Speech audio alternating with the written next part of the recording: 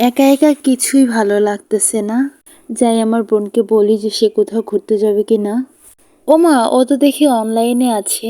যাই তাহলে ওকে ইনভাইট দেই। আমার মনে হয় সে আমার গ্রুপে আসবে। সে তো দেখতেছি এখন কারো গ্রুপেও নাই। কি ব্যাপার, এতবার অ্যাড দিতেছি তাও আসতেছে না। যাই হোক, হয়তোবা ব্যস্ত আছে, কিংবা অন্য ফ্রেন্ডদের সাথে খেলা করতেছে। যাই তাহলে আমি স্লোতে একটা ম্যাচ স্টার্ট দিই।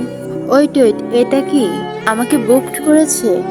আচ্ছা ঠিক আছে, যাই দেখি কি বলে। তো ওর সাথে আমার কিছু কথা ছিল, এই জন্য গেম টেম পরে খেলবো ভাই। আগে আমার বোনের কাছে যাই, যেহেতু হয়তোবা কিছু ইম্পর্টেন্ট কিছু বলবে আমাকে। এমনি তো আমার বিপদে আমি তাদেরকে কখনোই পাইনি। হ্যালো। হ্যাঁ বল, শুনছি। বলছি আমার কিছু টাকা লাগবে, তোর কাছে আছে?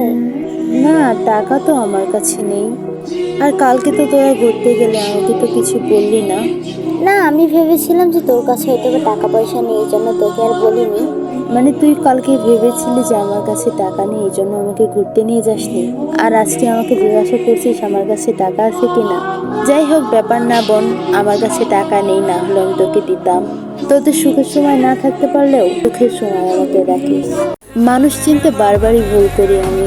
যাদেরকে নিজের থেকে আপন ভাবি, তারা আমাকে আপন ভাবে না।